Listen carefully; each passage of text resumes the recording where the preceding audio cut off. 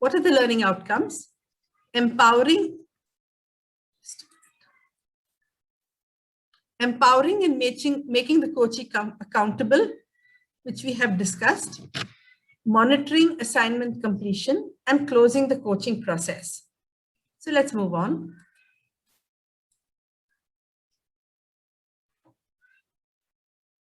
Empowering the coachee and making coachee accountable. Where was the coachee when they first started the coaching with you? Where does the coachee perceive themselves currently? So what is the transformation that has already taken place? What has enlarged? What new perspectives?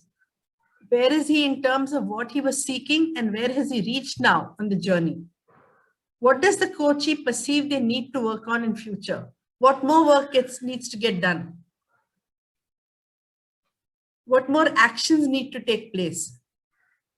Are we on the right path? These are the various aspects that the coach needs to find out. How do they track their process? So how is it that the progress is monitored, reviewed?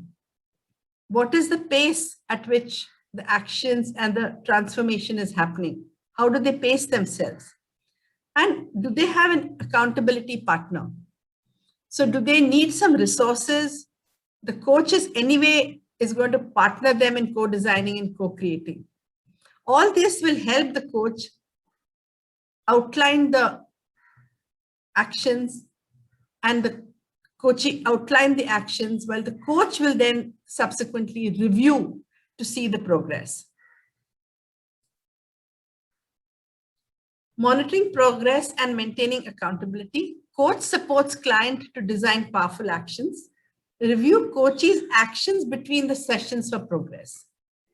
Were there any challenges or obstacles the coachee faced in implementing the actions that were planned?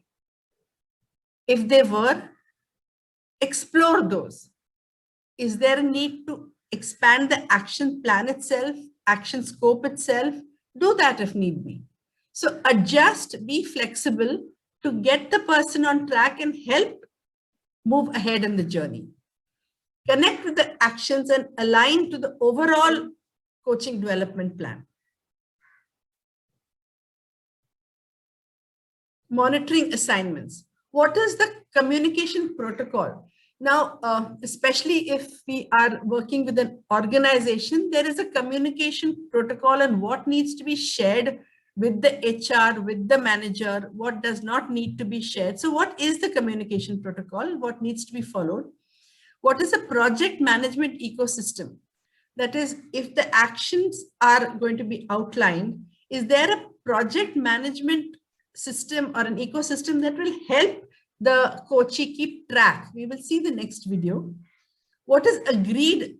What is the agreed review mechanism of action step and its frequency? How are you inspiring the client to make the action and monitor it, mobilizing? So Hemant spent some time with us in explaining how we are co-designing it. Co-designing. So it's not just for the coachee, but the coach also helps in co-designing.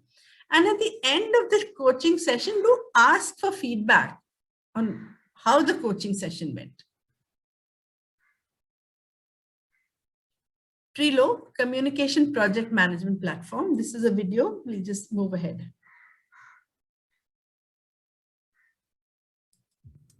Hey, this is Brian from the Trello team. Today we are going to take a peek at the best app ever board that Misty River Software created to keep track of their new app. As you can see, this board is made up of lists that represent a workflow. Each list has cards on it. A card is a unit that represents a task and can hold a variety of information for that task. I can create a new task for this board by adding a card and adding a title to it. Click the card to open up the card back, where you can add more information to it. All aspects of the card can be edited on the card back.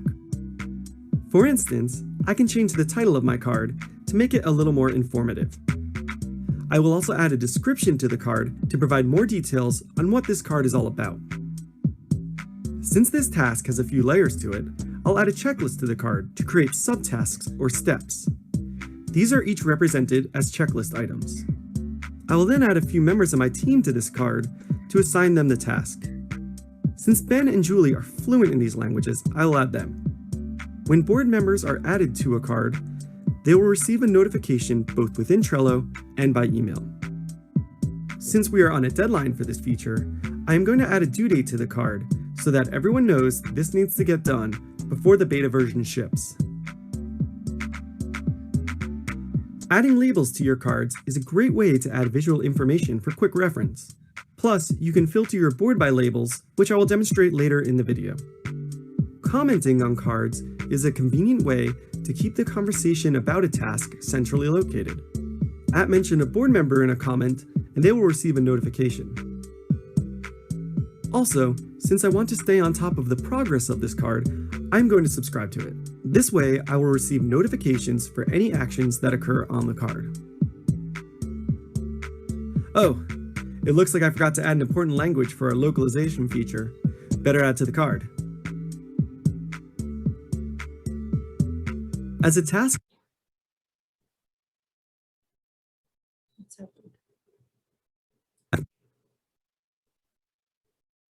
progresses from start to finish, cards can be moved across lists by clicking and dragging them to a different list. Of course, not all lists have to be a part of a workflow. Lists can act as repositories for ideas, documents, and resources. Now we are going to take a look at the board's sidebar. The Members section of the sidebar displays all of the board members. The members with a blue icon on their avatar are the board admins, and they can set permissions for the board. I can add new members to my board by clicking the Add Members button and then searching for them by either their username or email address. If I want to add someone to a board that is not a member of Trello, I can enter their email address and an invitation to sign up and collaborate on the board will be sent by email. Also, to make things easier, if your board is a part of an organization, organization members will be suggested as potential board members. It's easy to add members to cards by dragging their avatar from the Members section and dropping it onto a card. Next, the activity feed for the board shows all of the actions that have occurred on the board since the board was created. Finally, the board's menu is where you can find all of the board level settings and features. Board admins can set permissions for the board in additional settings. Most of these features are self-explanatory, but I want to quickly go over some of the more interesting and useful ones. Power-ups are board-level features that you can enable to provide extra functionality on your board, such as a calendar view and card voting. Stickers are a fun way to add visual information to a card, whether it is a status update or just to add a little humor. As mentioned earlier, card filters allow you to focus on cards on a board by a combination of their labels, members, due dates, or keywords. Instead of deleting cards and lists, they are archived so that they can easily be referenced or returned to your board at any point in the future. Don't worry about filling up your archive. It's practically limitless. It's also possible to create new cards by email. Each board member has a unique email address associated with a board that will let them create new cards on that board. Well, that sums up our basic board overview. Of course, since Trello is free, the best way to get to know Trello is to try it out for yourself. Sign up at Trello.com. And if you have any questions, check out our help site at help.trello.com.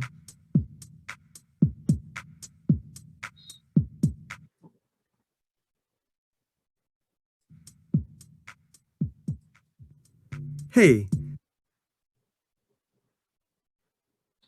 So that was a coaching software, that was a software that would help keep track of progress. So Hemant, is there something you'd like to share on that? Yeah, so this is just a idea what we are giving. There are many communication platforms, project management softwares, which you can use, but you should use one is our recommendation. Why? Because if you are depending upon say emails and WhatsApp and you have multiple coaches, right? So you have to then, it will be difficult for you to track either emails or the WhatsApp. So if you have a single platform, right, wherein you will see all the coaches, their information, their assignments, their actions, their progress on a single visual display, that is going to greatly enhance your efficiency and effectiveness. So Trello is one of the communication and project management simple platforms, right? So has any one of you has used it? Anyone here, anyone present here who has used Trello or a similar communication and project management software? Yeah, we are using Trello as well as Jira. These are something we are using. Exactly, right. Because you are all agile coaches, so of course you must use this. So what I recommend, so of course, means I have a variety of the Trello boards for the variety of the project, and from the Trello, now Mastermind Life has gone to Notion. From the Trello, means the Trello is very basic. Notion has more features. So from the Trello, we have gone to the Notion. But the Trello is a simple software. So now since you have, you know it, you experiment with it, and then maybe after 2 weeks, if you have any questions or something like that, we can spend some 15 minutes on the Trello or this kind of communication platform, but not now. Why? Because first you need to experiment with it. Yeah. Okay. So what did the client learn throughout the coaching journey? What did the client learn about himself? What strengths did the client discover? How will these goals evolve in future? How will you, the client, track the critical goals? What support do you have in your ecosystem to continue ongoing actions? So what support? You might require support in terms of some reading material, you might require support, and if you're working in an organization, some support from HR. There could be some support from your family that you may require. You may require a support which can get discussed because that might be part of your action planning. Which other important areas in your life can benefit from the success? So the success that you have achieved, where you have transformed, not just in establishing, in accomplishing the goal, where else can you use the success? In what way have you expanded to benefit in other areas as well? Where else can you apply these learnings? So all these really form part of the learning integration.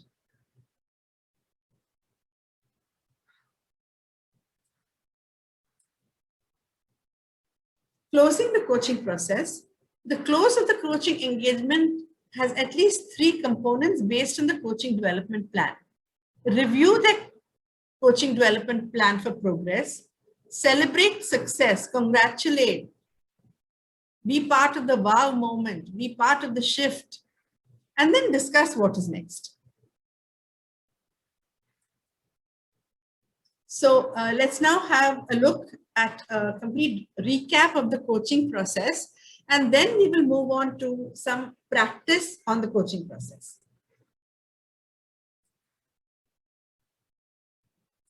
Whether you're an old coach or a new coach, basics are basics. And every coach must know how the basic coaching process works to be able to create consistent results for their clients. Hey there, and welcome to EverCoach, the leading online training platform for coaches who want to create an impact and be prosperous. This is your host, Ajit Navlaka, and today I'm sharing the step-by-step coaching process you should follow when coaching clients. Before we dive right in, did you know we publish new videos like this every single week? So go ahead and hit that red subscribe button below so you get notified every time we release a new video. Okay, now let's hit it.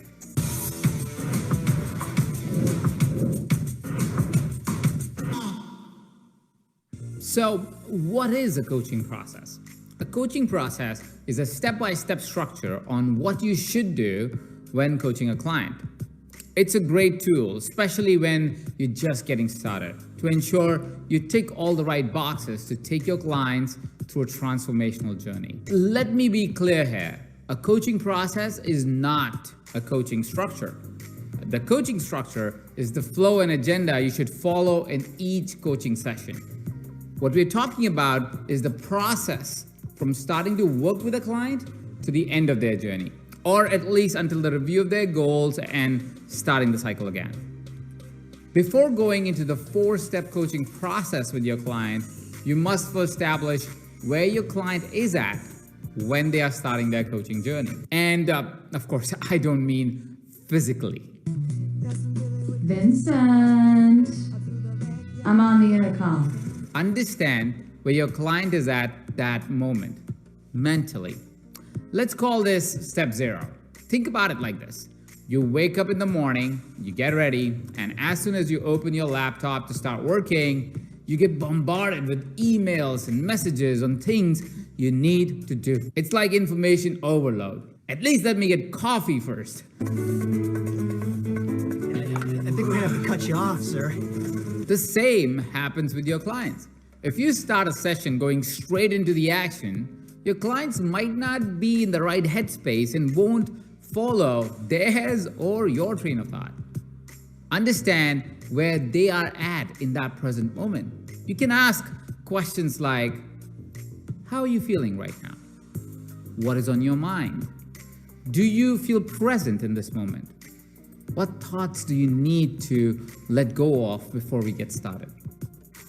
Step 0 should be the start of any coaching journey, but I also recommend using it when starting every coaching session. This will help both you and your clients get on the same page before starting the real work. And you can customize the session to their needs that way.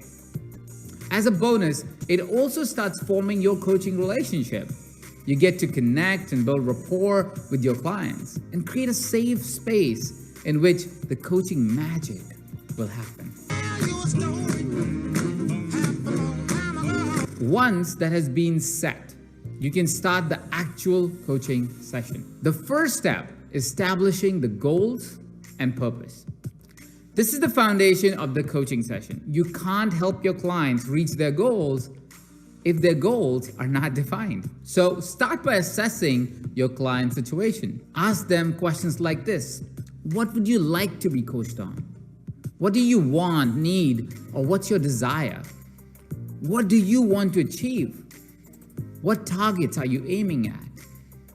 Why do you want to reach this goal? Make sure their motivation and purpose is super clear. It will allow you to coach them better, and it will also increase their commitment and likelihood to follow through on their plans. Once you have a clear direction of where your clients want to go, help them set specific goals that reflect what it means for them to achieve that dream or vision. What will be success for them by the end of this coaching journey? Ask your client to come up with 3 goals that will support their plans. Encouraging your client to create these goals themselves will make them feel more ownership over them. However, it doesn't mean they have to do all the work here. Ooh, that's a bingo. Here are 3 tips you can follow for step 1 to help your clients establish their goals and purpose. The first step is share your thoughts. Start with something like, this is what came up for me as you were speaking. Second tip is reflect back what they've told you. You can rephrase them like this. Here is what I heard. The third tip is ask powerful questions to dig deeper. You can start with, let me ask you this, or why is that important to you?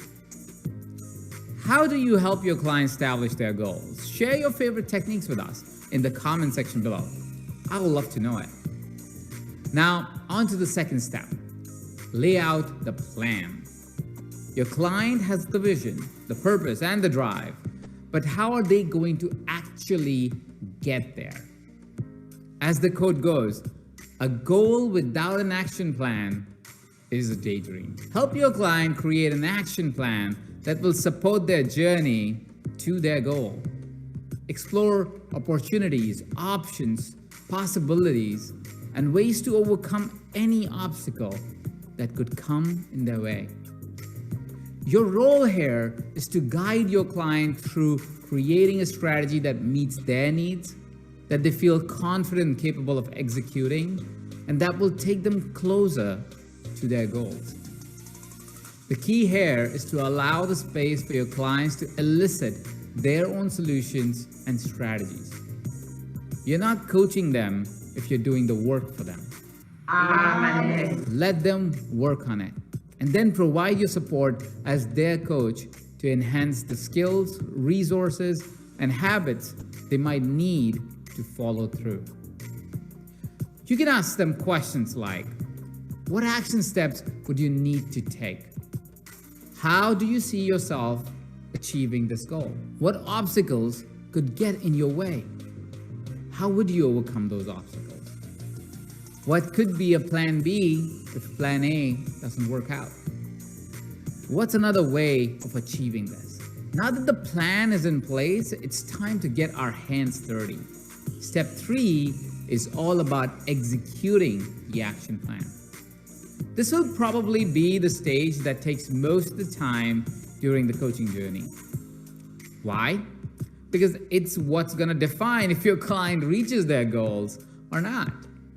Once you enter step 3 of the coaching process, your coaching sessions should mostly be focused on following up on your client's actions and setting the next steps. Help them move forward by providing the support, encouragement, and resources they might need. Coach them through their limitations and obstacles so they don't get stuck at any point in their journey. Another crucial role of yours as their coach at this stage is to keep them accountable to their plan and ensure that they don't lose direction. Put them back on track and readjust the plan based on the direction that is needed. You're going the wrong way! He says we're going the wrong way! Oh, he's drunk! How would he know where we're going? Some questions you might want to ask them. What is on track with your plan? What isn't working out and why? What could you do in the next week? What do you have to pay attention to? And what support or resources do you need? The last step of the coaching process is probably the most powerful one of them all, because it's not about taking action. It's about taking a step back and reflecting on your client's personal journey. Step 4 is about reviewing and learning. It's the time to review and reflect and reassess on the plan. There are 3 scenarios of what could happen during step 4. Scenario 1, the goals were not reached at this point. What comes next is coaching your client through a reflection of why the plan didn't work, what they need to work on, and how to get back on track. In this case, step 4 marks the end and start of a new cycle in the ongoing coaching process, which means setting new goals, creating a new action plan, and then executing it. The second scenario is your client reached their initial goal, but there's still some work to do. Your coaching journey could continue. Use this step to review their learning points and start the process again, like in scenario 1. Scenario 3, your client reached their goal and they're happy where they are at now. The coaching journey has come to an end. Close your coaching session with a reflection of the main learnings and growth your client has had. Use this step to ask questions such as, what did it take for you to achieve this goal? Why didn't you achieve this goal? What worked? What didn't work? What's your next step? And that's it, the 4-step coaching process. Simple, yet extremely effective, and it works every time. Just like great coaching. My wish for you is that you try this coaching process out and tweak it as you go to fit your style. The more you practice it, the more comfortable you'll feel taking your clients through it, and the more consistent results you'll be able to create for them.